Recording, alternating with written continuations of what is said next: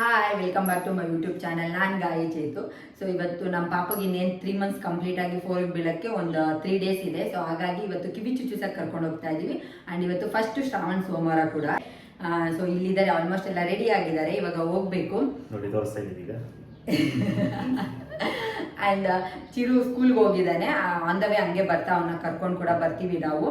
ಇವಾಗ ಹೋಗೋಣ. ನನ್ನ ತಮ್ಮ ಕೂಡ ಬರ್ತಾನೆ, ಅವನು ಅಲ್ಲಿಗೆ ಬರ್ತಾನೆ ಒಂದೇ ಸಲ. ಅದಕ್ಕೋಸ್ಕರ ರೆಡಿ ಆಗಿದ್ದೀವಿ. ಆ್ಯಂಡ್ ಹೋಗೋಣ ಬನ್ನಿ ಬೇಗ ಬೇಗ. ಏನು ಸಬ್ಸ್ಕ್ರೈಬರ್ಸೇ ಬರ್ತಾ ಇಲ್ಲ ಅಂತ ಒಂದು ಸ್ವಲ್ಪ ಸಬ್ಸ್ಕ್ರೈಬ್ ಮಾಡಿ. ಪ್ಲೀಸ್. ಆ್ಯಂಡ್ ಯಾರಿಗೆಲ್ಲ ಈ ವಿಡಿಯೋ ಇಷ್ಟ ಆದರೆ ಪ್ಲೀಸ್ ಲೈಕ್, ಶೇರ್, ಕಮೆಂಟ್ ಮಾಡೋದನ್ನ ಮರಿಬೇಡಿ. ಆ್ಯಂಡ್ ಸಬ್ಸ್ಕ್ರೈಬ್ ಮಾಡಿ ನನ್ನ ವಿಡಿಯೋನ ನೋಡಿ, ಕೊನೆವರೆಗೂ ವಿಡಿಯೋ ನೋಡಿ. ಸೊ ಇವಾಗ ಬನ್ನಿ ಹೋಗೋಣ. ಇಲ್ಲಿ ನಮ್ಮ ಬುಜ್ಜಿ ಬೇಬಿ ಕೂಡ ರೆಡಿ ಆಗಿದ್ದಾರೆ.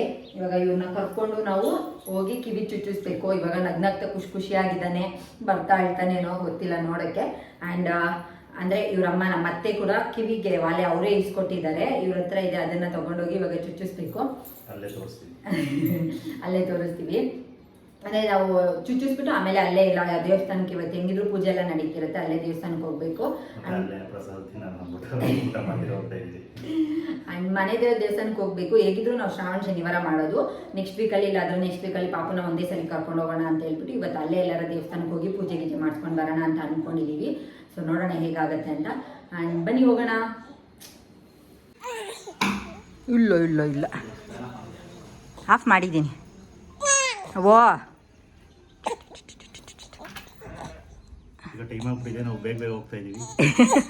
ಪರವಾಗಿಲ್ಲ. ಇನ್ನು ಇವಾಗ ನನ್ನ ಯಜಮಾನ್ರು ಕೂಡ ಚೆನ್ನಾಗಿ ಮಾತಾಡೋದು ಕಲ್ತ್ಕೊಂಡ್ಬಿಟ್ಟವ್ರೆ. ನಾನು ಏನಾರ ವ್ಲಾಗ್ ಮಾಡ್ತಾ ಇದ್ರೆ ಬಂದು ಕಿತಾಪತಿ ಮಾಡೋದೆಲ್ಲ ಚೆನ್ನಾಗಿ ಮಾಡ್ತಾರೆ. ಸೊ ಇವಾಗ ಬೇಗ ಟೈಮ್ ಆಗಿದೆ, ಹೋಗೋಣ. ನನ್ನ ತಮ್ಮ ಬಂದರೆ ಆಮೇಲೆ ಬೈತಾ ಇರ್ತಾನೆ. ನಾವು ದೇವನಹಳ್ಳಿಗೆ ಬರೋಷ್ಟರಲ್ಲಿ ಆಲ್ರೆಡಿ ನನ್ನ ತಮ್ಮ ಕೂಡ ಬಂದಿದ್ದ. ಸೊ ಹಾಗಾಗಿ ಇಲ್ಲಿ ಕೆಲವೊಂದು ಪೂಜೆ ಸಾಮಾನೆಲ್ಲ ಇಸ್ಕೋಬೇಕಾಗಿತ್ತು.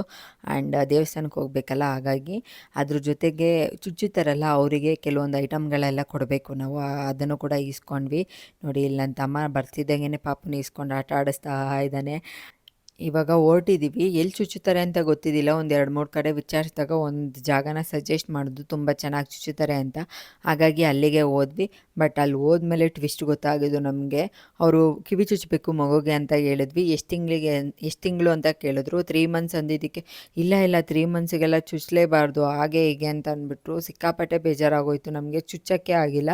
ಆ್ಯಂಡ್ ಆಮೇಲೆ ಟಿಫನ್ ಬೇರೆ ತಿಂದಿದ್ದಿಲ್ಲ. ಸರಿ ಟಿಫನ್ ತಿನ್ಕೊಂಡು ಹೋಗೋಣ ಅಂತ ಬಂದ್ವಿ. ನೆಕ್ಸ್ಟು ಬಂದಿದ್ದ ಕೆಲಸ ಅಂತೂ ಆಗಿಲ್ಲ. ಅದೇ ಬೇಜಾರಲ್ಲಿ ಏನು ಮಾಡೋದು ಅಂತ ಗೊತ್ತಿಲ್ಲ. ಆ್ಯಂಡ್ ನಮ್ಮ ಪಾಪನ ಅಂದರೆ ನಮ್ಮ ಚಿರುನ ಕರ್ಕೊಂಡು ಬರೋಕ್ಕೆ ಸ್ಕೂಲ್ಗೆ ಹೋಗೋಕ್ಕೆ ಇನ್ನೂ ಸ್ವಲ್ಪ ಟೈಮ್ ಇತ್ತು. ಹೇಗಿದ್ರು ಮೊನ್ನೆ ಲವ್ ಆ್ಯನಿವರ್ಸರಿ ಸೆಲೆಬ್ರೇಟ್ ಆಯ್ತಲ್ಲ, ಆವಾಗ ನಾನು ನಮ್ಮ ಹಸ್ಬೆಂಡಿಗೆ ಹೇಳಿದ್ದೆ ಶರ್ಟ್ ತೊಗೊಳ್ಳಿ ಅಂತ. ಬಟ್ ಅವತ್ತು ಮಗು ಲಗೇಜ್ ಎಲ್ಲ ಇದೆ, ಬೇಡ ಬಾ ಯಾವಾಗಾದರೂ ಇನ್ನೊಂದಿನ ಕೊಡ್ಸಂತೆ ಅಂತ ಹೇಳಿದರು. ಇವಾಗ ಹೇಗಿದ್ರು ದೇವನಹಳ್ಳಿಗೆ ಬಂದಿದ್ದೀವಲ್ಲ ಅಂತ ಹೇಳಿಬಿಟ್ಟು ನಾವು ಕೂಡ ತೊಗೊಂಡೆ. ರೆಗ್ಯುಲರಾಗಿ ಇಲ್ಲೇ ತೊಗೊತಾ ಇರ್ತಾರೆ ಅವರು. ಸೊ ಹಾಗಾಗಿ ಅಲ್ಲೇ ನೋಡ್ತೀನಿ ಅಂತ ಹೇಳ್ಬಿಟ್ಟು ಹೋದ್ವಿ. ಅವರು ಕೂಡ ನೋಡ್ತಾ ಇದ್ದಾರೆ. ಆ್ಯಂಡ್ ಇವಾಗ ಅವ್ರಿಗೆ ಆಫ್ ಶರ್ಟ್ ತುಂಬ ಇಷ್ಟ ಆಗುತ್ತೆ, ಲೈಕ್ ಆಗುತ್ತೆ. ಆ್ಯಂಡ್ ಔಟ್ಸೈಡ್ ಒಂದು ಬೊಂಬೆಗೆ ಹಾಕಿದ್ರು ಶರ್ಟು, ಅದೇ ಥರದ್ದು ಇದೆಯಾ ಅಂತ ಚೆಕ್ ಮಾಡ್ತಾಯಿದ್ರು. ಅದರಲ್ಲಿ 2 ಕಲರ್ ಇದ್ದಿದ್ದು, ಫುಲ್ಲು ವೈಟ್ ಇತ್ತು ಮತ್ತು ಸ್ವಲ್ಪ ಚೆಕ್ಸು ಮತ್ತು ಫುಲ್ಲು ಬ್ಲ್ಯಾಕ್ ಇತ್ತು. ಸೊ ಹಾಗಾಗಿ ಸ್ವಲ್ಪ ವೈಟ್ ಗಲೀಜಾಗಿತ್ತು ಅಂತ ಹೇಳ್ಬಿಟ್ಟು ಬ್ಲ್ಯಾಕೇ ತೊಗೊಂಡ್ರು. ಸೊ ಇದೇ ಸೇಮ್ ಪೀಸ್ ಬೇಕಿತ್ತು, ಅವ್ರ ಸೈಜಲ್ಲಿ ಇದ್ದಿದ್ದಿಲ್ಲ. ಸರಿ ಅಂತ ಹೇಳ್ಬಿಟ್ಟು ಇವಾಗ ತೊಗೊಂಡು ನಮ್ಮ ಚಿರುನ ಕರ್ಕೊಂಡು ಬರೋಕ್ಕೆ ಸ್ಕೂಲ್ಗೆ ಹೋಗ್ತಾಯಿದ್ದೀವಿ. ಫಸ್ಟ್ ಟೈಮ್ ಹೋಗ್ತಾ ಇರೋದು. ನನ್ನ ಮಗನ ಸ್ಕೂಲಿಂದ ಪಿಕ್ ಮಾಡ್ಕೊಳಕ್ಕೆ ಬಂದಿದ್ದೀವಿ. ಹೇಗಿರ್ತಾನೆ ಗೊತ್ತಿಲ್ಲ, ಹೋಗಿ ನೋಡೋಣ. ಅವ್ನ ರಿಯಾಕ್ಷನ್ ಹೇಗಿರುತ್ತೆ ಅಂತ ನೋಡಬೇಕು.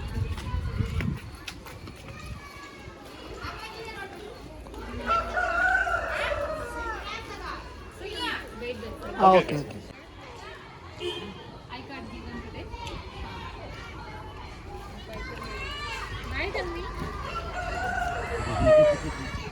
ಅಯ್ಯೋ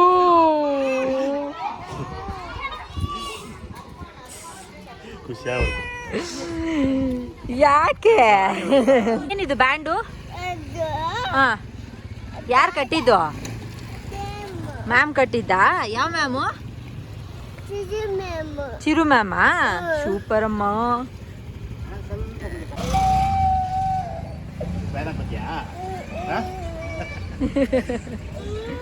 ಅಳಂಗಿದ್ರೆ ವ್ಯಾನಾಗ ಹೋಗು, ಇಲ್ಲಾಂದ್ರೆ ನನ್ನ ಜೊತೆ ಬಾ. ಹೆಂಗ್ ಮಾಡ್ತೀಯಾ? ಅಳ್ತೀಯಾ? ಅಳಲ್ಲ ಅಂತ ಹೇಳು. ಅದಕ್ಕೆ ನಮ್ಮ ಜೊತೆ ಹೋಗೋಣ. ಏನು ಸರಿ ಇದು?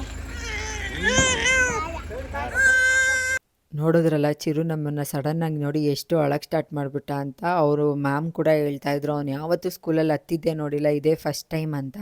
ಸೊ ಅವನು ಕರ್ಕೊಂಡು ನನಗೊಂದು ಸ್ವಲ್ಪ ಫೀಡಿಂಗ್ ಡ್ರೆಸ್ಗಳು ಬೇಕಾಗಿತ್ತು ಹಸ್ಬೆಂಡ್, ಹಾಗಾಗಿ ನೀನು ತೊಗೋ ಅಂತ ಹೇಳಿದ್ರು. ನಾರ್ಮಲ್ ಡ್ರೆಸ್ ತೊಗೊಳಕ್ಕಿಂತ ಇವಾಗ ಫೀಡಿಂಗ್ ಡ್ರೆಸ್ ತೊಗೊಂಡ್ರೆ ನನಗೆ ಸಿಕ್ಕಾಪಟ್ಟೆ ಹೆಲ್ಪ್ ಆಗುತ್ತೆ. ಅದಕ್ಕೋಸ್ಕರ ಇಲ್ಲಿ ಒಂದು ಅಂಗಡಿಯಲ್ಲಿ ಬಂದು ಫೀಡಿಂಗ್ ಡ್ರೆಸ್ಸು ಅಂದರೆ ಟಾಪ್ಗಳೆಲ್ಲ ತೊಗೊತಾ ಇದ್ದೀನಿ. ತುಂಬ ಚೆನ್ನಾಗಿತ್ತು ಆ್ಯಂಡ್ ಅಫೋರ್ಡಬಲ್ ಅಂತ ಕೂಡ ಅನ್ನಿಸ್ತು. ಅದಕ್ಕೆ ಮ್ಯಾಚಿಂಗ್ ಲೆಗ್ಗಿನ್ ಕೂಡ ಇಸ್ಕೊಂಡ್ವಿ. ಅಲ್ಲೊಂದು ಸ್ವೆಟರ್ ಇತ್ತು, ನಮ್ಮ ಚಿರು ಪಾಪುಗೆ ಬುಜ್ಜಿ ಬೇಬಿಗೆ ತುಂಬ ಚೆನ್ನಾಗಿರುತ್ತೆ ಮಮ್ಮಿ ತಗೋ ಅಂತ ಹೇಳ್ತಾ ಇದ್ದ. ಸರಿ ಅಂತ ಹೇಳ್ಬಿಟ್ಟು ಸುಮ್ಮನೆ ನೋಡಿಕೊಂಡು ಇವಾಗ ಒಂದು 3 ಟಾಪು 1-2 ಲೆಗ್ಗಿನ್ ತೊಗೊಂಡ್ವಿ. ಇವಾಗ ಎಲ್ಲ ತೊಗೊಂಡು ಇಲ್ಲಿಂದ ನಾನು ದೇವಸ್ಥಾನಕ್ಕೆ ಹೋಗಬೇಕು. ಇಲ್ಲೇ ವೆಂಕಟೇಶ್ವರ ಟೆಂಪಲ್ ಇದೆ, ನಮ್ಮ ಮನೆ ದೇವರು. ಸೊ ಹಾಗಾಗಿ ಅಲ್ಲಿಗೆ ಹೋಗೋಣ ಅಂತ ಹೇಳ್ಬಿಟ್ಟು ಹೊರಟ್ವಿ. ಇಲ್ಲಿಗೆ ಬಂದ್ವಿ. ಇವಾಗ ಇಲ್ಲಿ ಬಂದು ಪೂಜೆ ಎಲ್ಲ ಮಾಡಿಸ್ಕೊಂಡು ಹೋಗೋಣ ಅಂತ. ಜನ ಯಾರೋ ಇದ್ದಿದ್ದಿಲ್ಲ, ಒಬ್ಬರೋ ಇಬ್ಬರೋ ಇದ್ದರು ಅಷ್ಟೇ. ಇವಾಗ ಒಳಗಡೆ ಹೋಗ್ತಾ ಇದ್ವಿ. ನಮ್ಮ ಹಸ್ಬೆಂಡು ನೀವು ಹೋಗಿ ಒಳಗಡೆ ನೋಡಿ ಪೂಜೆ ಮಾಡಿಕೊಡ್ತಾರ ಅಂತ ಕೇಳಿಬಿಟ್ಟು ನನ್ನ ಕರೀರಿ ಅಂತ ಹೇಳ್ಬಿಟ್ಟು ಅಲ್ಲೇ ನಿಂತ್ಕೊಂಡ್ರು. ಹಾಗಾಗಿ ನಾನು ನನ್ನ ಮಗ ಹೋಗ್ತಾ ಇದ್ವಿ. ಅವನು ಪೂಜೆ ಸಾಮಾನು ನಾನೇ ಇಟ್ಕೊತೀನಿ ಕೊಡು ಮಮ್ಮಿ ಅಂತ ಹೇಳ್ಬಿಟ್ಟು ಇಟ್ಕೊಂಡಿದ್ದಾನೆ.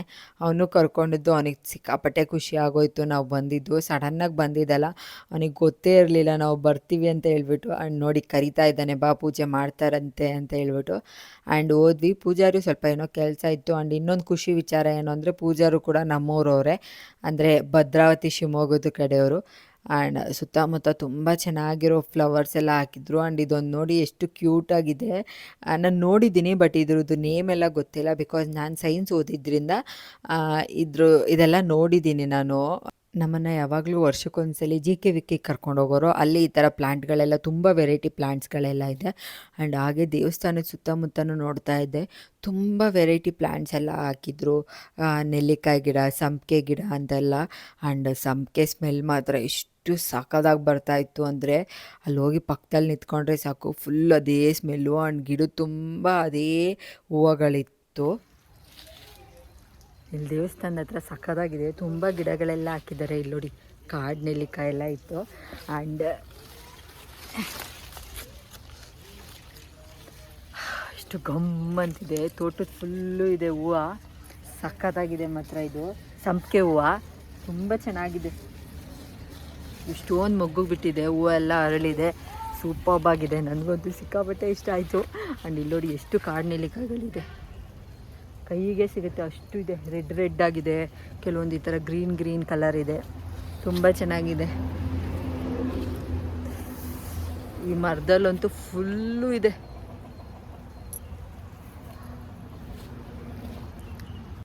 ಆ್ಯಂಡ್ ಇವಾಗ ಪೂಜೆ ಕೂಡ ಮಾಡಿಸ್ತಾ ಇದ್ದೀವಿ. ಆ್ಯಂಡ್ ಇಲ್ಲಿ ಕೂಡ ಪೂಜಾರಿನ ಕೇಳಿದ್ವಿ ಯಾವಾಗ ಕಿವಿ ಚುಚ್ಚಿಸ್ಬೇಕು, ಈ ಥರ ಚುಚ್ಚಿಸ್ತೀವಿ ಅಂತ ಹೇಳಿದ್ದಕ್ಕೆ ಚುಚ್ಚಲ್ಲ ಅಂತ ಹೇಳ್ಬಿಟ್ರು ಅಂತ. ಮತ್ತು ಅವರು ಒಂದು ಹೇಳಿದ್ರು, ಅಯ್ಯೋ ನಮಗೇನು ಮಾಡಬೇಕು ಅಂತಲೇ ಗೊತ್ತಾಗಿಲ್ಲ, ಅಟ್ಲೀಸ್ಟ್ ಫಸ್ಟು ದೇವಸ್ಥಾನಕ್ಕೆ ಬಂದಿದ್ದೀವಿ, ಪೂಜೆ ಮಾಡಿಸ್ಕೊಂಡು ಹೋಗೋಣ ಅಂತ ಹೇಳ್ಬಿಟ್ಟು ಪೂಜೆ ಮಾಡಿಸ್ತಾ ಇದ್ದೀವಿ ಇವಾಗ.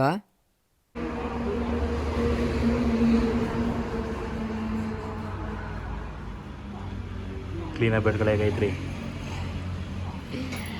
ಮೇನಂದು ಚಿಕ್ಕಮಗಂದೆ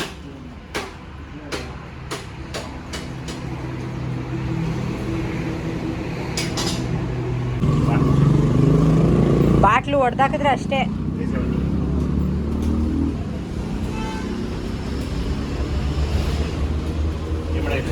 ಅಷ್ಟೇ ಬೇಡ ಸಾಕು ಸಾಕು, ಬೇಡ ಹಾಂ, ಬಾಲಲ್ಲ ಅದು ಗೋಲಿ. ಅವ್ರು ಕೊಡಲ್ಲ ಮಮ್ಮಿ. ನಮ್ಮ ಕಡೆ ಪಾಪುಗಳಿಗೆಲ್ಲ ನಾವು ಬಾಲಗ್ರವ ಬೊಟ್ಟು ಅಂತ ಹಾಕ್ತೀವಿ. ಇದು ಬೆಳ್ಳಿಯಲ್ಲೂ ಸಿಗುತ್ತೆ, ಬಂಗಾರದಲ್ಲೂ ಸಿಗುತ್ತೆ, ಅವ್ರವ್ರ ಅನುಕೂಲ ತಕ್ಕಂಗೆ ಹಾಕ್ತಾರೆ. ನಮ್ಮ ಚಿರುಗೆ ನಾವು ಬೆಳ್ಳಿಯಲ್ಲಿ ಹಾಕಿದ್ವಿ, ಬಟ್ ನಮ್ಮ ಚಿಕ್ಕವರಿಗೆ ಅವರ ಅಜ್ಜಿ ಇದನ್ನು ಗಿಫ್ಟಾಗಿ ಕೊಡಿಸಿದ್ದು, ಅದು ಕೂಡ ಇವತ್ತೇ ತೊಗೊಂಡು ಬಂದರು. ಸೊ ಇವಾಗ ಮನೆಗೆ ಬಂದ್ವಿ. ಹೋಗಿದ್ದು ಏನೋ ಅಂದ್ಕೊಂಡು ಹೋದ್ವಿ, ಬಟ್ ಅದೇನೋ ಆಯಿತು. ನಾವು ಅಂದ್ಕೊಂಡು ಹೋಗಿದ್ವಿ ಕಿವಿ ಚುಚ್ಚಿಸ್ಬಿಡೋಣ ಅಂತಲೇ. ಮುಂಚೆ ಎಲ್ಲ ಪ್ಲ್ಯಾನ್ ಮಾಡಿ ಎಲ್ಲ ಪೂಜೆ ಸಾಮಾನೆಲ್ಲ ತೊಗೊಂಡು ಕಿವಿ ಚುಚ್ಚುತ್ತಾರಲ್ಲ, ಅವ್ರ ಹತ್ರ ಹೋದರೆ ಅವರು ಹೇಳಿದ್ರು 3 ಮಂತ್ಸಿಗೆಲ್ಲ ಚುಚ್ಚಬಾರ್ದು, ನಾವು ಚುಚ್ಚೋದೇ ಇಲ್ಲ, ಬೇಡ 5 ಮಂತ್ಸ್ ಆದಮೇಲೆ ಬನ್ನಿ ಅಂತ. ಬಟ್ ನಮ್ಮ ಕಡೆ ಎಲ್ಲ ನಾವು 3 ಮಂತ್ಸಿಗೆಲ್ಲ ಚುಚ್ಚಿಸ್ಬಿಡ್ತೀವಿ. 3 ಮಂತ್ಸಿಗೆ 3 ಡೇಸ್ ಕಮ್ಮಿ ಇರೋ ಥರ ಅವಾಗೆಲ್ಲ ಚುಚ್ಚಿಸ್ಬಿಡ್ತೀವಿ. ಯಾಕಂದರೆ ಎಳೆ ಕಿವಿ ಎಲ್ಲ ಚುಚ್ಚಿದಾಗ ಅವರಿಗೆ ಕೈ ಕಾಲು ಮೂಮೆಂಟ್ ಮಾಡೋದೆಲ್ಲ ಗೊತ್ತಿರಲ್ಲ, ಅಂದರೆ ಅದು ಮುಟ್ಕೊಳ್ಳಲ್ಲ, ಸೊ ಗಾಯ ಬೇಗ ಕೂಡ ಒಣಗತ್ತೆ ಅಂತ. ಬಟ್ ಅವ್ರು ನೋಡಿದ್ರೆ ಚುಚ್ಚಲೇ ಇಲ್ಲ.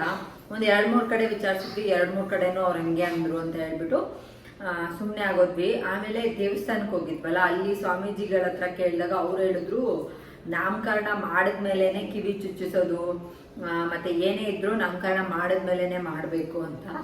ಏನು ಮಾಡಬೇಕು ಅಂತಲೇ ಗೊತ್ತಾಗಿಲ್ಲ. ಸರಿ ನೋಡೋಣ ಅಂತ ಹೇಳ್ಬಿಟ್ಟು ನಾವು ಚುಚ್ಚಿಸಿಲ್ಲ ಇವಾಗ ಸದ್ಯಕ್ಕೆ, ಹಾಗೆ ಕರ್ಕೊಂಡು ಬಂದುಬಿಟ್ವಿ.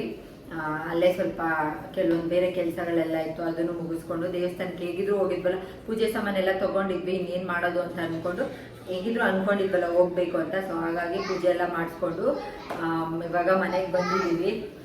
ತುಂಬ ಆಸೆಯಿಂದ ಹೋದೆ ನಾನು, ಕಿವಿ ಚುಚ್ಚಿಸ್ತೀವಿ ಇವತ್ತು ಪಾಪುಗೆ ಅಂತ, ಬಟ್ ಚುಚ್ಚಿಸೋಕ್ಕಾಗಿಲ್ಲ.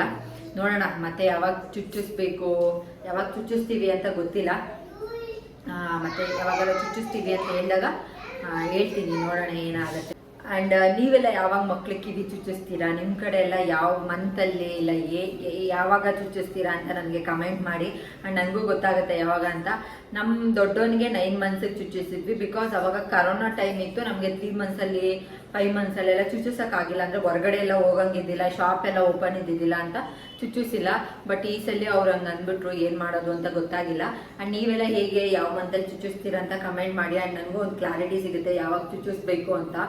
ಇವಾಗ ನಾನು ಫುಲ್ ಕನ್ಫ್ಯೂಷನಲ್ಲೇ ಇದ್ದೀನಿ, ಯಾವಾಗ ಚುಚ್ಚಿಸೋದು ಏನು ಅಂತ. ಸೊ ನೋಡೋಣ ಯಾವಾಗ ಅನ್ನೋ ಐಡಿಯಾ ಇವಾಗ ಸದ್ಯಕ್ಕಂತೂ ಇಲ್ಲ. ಕಂಪ್ಲೀಟಾಗಿ ಅದು ಕಿವಿ ಚುಚ್ಚಿಸೋದನ್ನೇ ಡ್ರಾಪ್ ಮಾಡಿಬಿಟ್ಟಿದ್ದೀನಿ ನಾನು. ಒಂದು ಕ್ಲಾರಿಟಿ ಬಂದಮೇಲೆ ಚುಚ್ಚಿಸೋಣ ಅಂತ ಅಂದ್ಕೊಂಡಿದ್ದೀನಿ. ಸೊ ನೋಡೋಣ. ಹುಡುಗರೆಲ್ಲ ಏನೋ ಅಂದ್ಕೊಂಡು ಹೋದ್ವಿ, ಅದು ಏನೋ ಆಯಿತು. ಇವತ್ತು ಫುಲ್ಲು ಅಪ್ಸೆಟ್ ಆಗೋಯ್ತು ನನಗಂತೂ. ತುಂಬ ಖುಷಿಯಲ್ಲಿ ಹೋಗಿದ್ದೆ, ಬಟ್ ಏನೋ ಆಯಿತು. ನೋಡೋಣ ನೆಕ್ಸ್ಟ್ ಯಾವಾಗಲಾದರೂ ಚುಚ್ಚಿಸಾಗ ಹೇಳ್ತೀನಿ. ಆ್ಯಂಡ್ ಈ ವಿಡಿಯೋ ನೀವು ಕೂಡ ಎಂಜಾಯ್ ಮಾಡಿರ್ತೀರಾ ಅಂತ ಅನ್ಕೊತೀನಿ. ಆ್ಯಂಡ್ ಈ ವಿಡಿಯೋನ ಇಲ್ಲಿಗೆ ಎಂಡ್ ಮಾಡ್ತೀನಿ. ಮತ್ತೆ ಹೊಸ ವಿಡಿಯೋದಲ್ಲಿ ಸಿಗ್ತೀನಿ. ಟೇಕ್ ಕೇರ್, ಬಾಯ್ ಬಾಯ್.